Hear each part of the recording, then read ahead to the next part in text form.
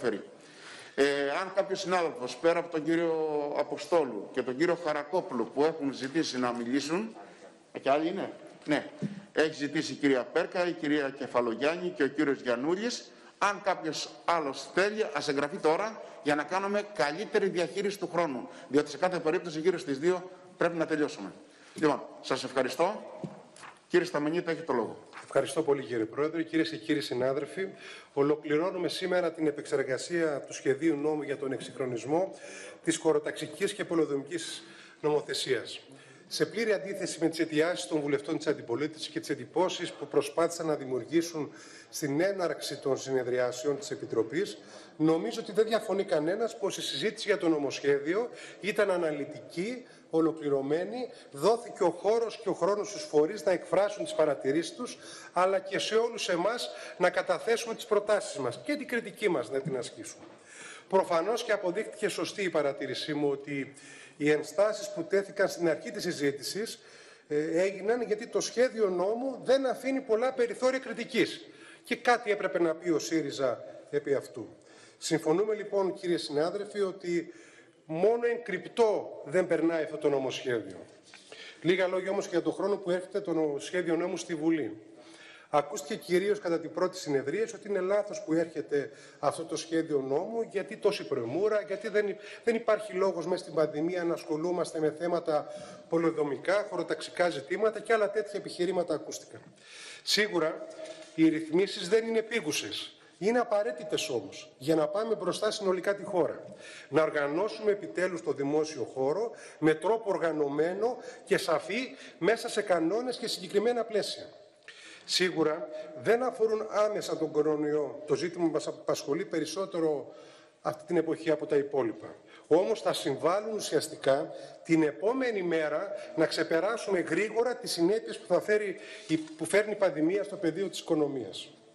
Σίγουρα δεν πρόκειται για ένα νομοσχέδιο επικαιρότητας, αλλά παρακαλώ πείτε μας κατά τη γνώμη σας ποια είναι η καλύτερη στιγμή να τελειώνουμε με την άναρχη δόμηση. Να εξυγχρονίσουμε τον οικοδομικό κανονισμό.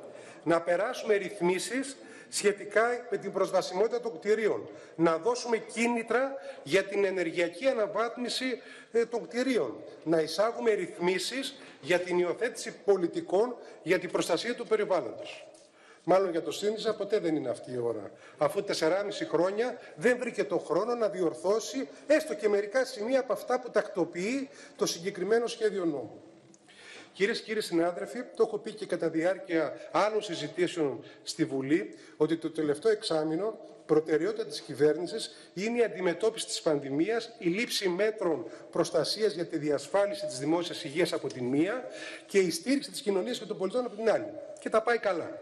Όμως το έκτακτο και το κρίσιμο του γεγονότος ούτε για μια στιγμή δεν αποτέλεσαν άλοθη για να σταματήσουν οι μεταρρυθμίσεις που μπορούν στο κάτω-κάτω και πρέπει να γίνουν. Και γι' αυτό ψηφιστήκαμε τον Ιούνιο του 2019. Ας αφήσουμε επομένως στην άκρη τα επιχειρήματα περί ανεπίκαιρης εισαγωγής ρυθμίσεων και νομοσχεδίων και ελάτε να συζητήσουμε το συγκεκριμένο νομοσχέδιο. Ολοκληρώνοντας λοιπόν τη συνεδριάση στην Επιτροπή, να ανακεφαλαιοποιήσουμε σε συντομία τα βασικά σημεία και τις μεγάλες αλλαγές που φέρνει στο τομέα της χωροταξίας και της πολεοδομίας στο συγκεκριμένο σχέδιο νόμου. Απλοποιείται το καθεστώς των χρήσεων γης και γίνεται φιλικότερο σε επενδύσεις. Δίνονται κίνητρα στην οργανωμένη επιχειρηματική δραστηριότητα και προστατεύεται η ελληνική φύση από την ανεξέλεγκτη χωροθέτηση επιχειρηματικών δραστηριοτήτων.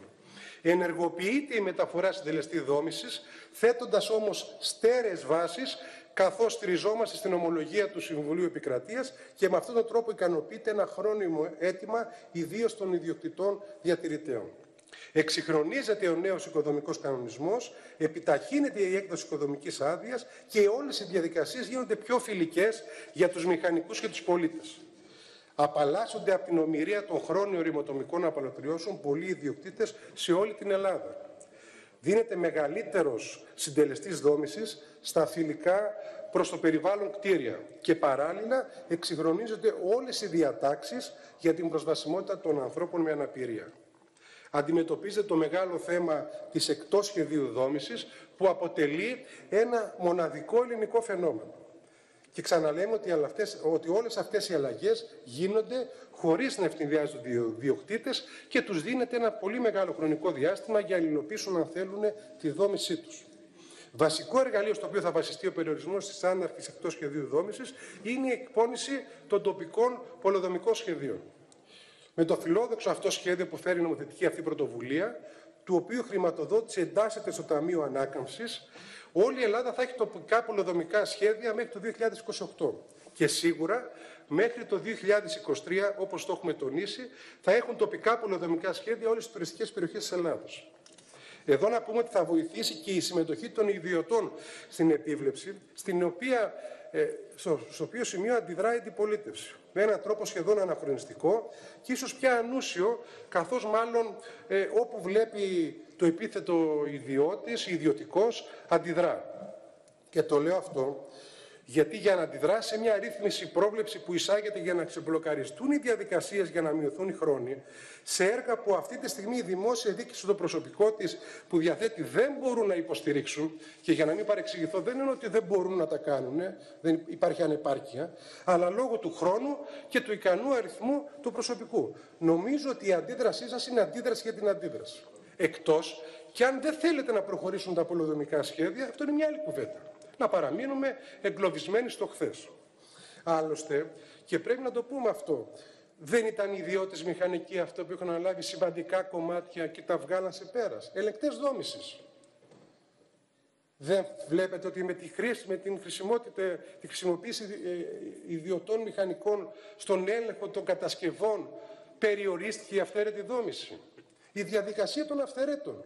Οι ιδιώτες μηχανικοί δεν τα έβγαλαν τη διαδικασία σε πέρας. Δεν τακτοποιήθηκε ένα πολύ μεγάλο κομμάτι όλης αυτής της αναρχίας που υπήρχε. Κυρίες και κύριοι συνάδελφοι, κλείνοντας την τοποθέτησή μου, λέγοντας ότι το Υπουργείο Περιβάλλοντος και Ενέργειας, σε μια προσπάθεια να ρυθμίσει μια σειρά ζητήματα στον χώρο της χωροταξίας και του πολεοδομικού σχεδιασμού, φέρει ένα σχέδιο νόμου πράσινο, μεταρρυθμιστικό και καινοτόμο σε πολλά σημεία του. Και ένα νομοσχέδιο που πράγματι η υλοποίηση όσων ορίζει θα κάνει πράξη αυτό που λέει ο τίτλος του, δηλαδή τον εξυγχρονισμό της πολεοδομικής και χωροταξιακής νομοθεσίας στο σύνολό του. Σας ευχαριστώ πολύ και εμείς υπερψηφίζουμε όλα τα άρθρα του νομοσχεδίου.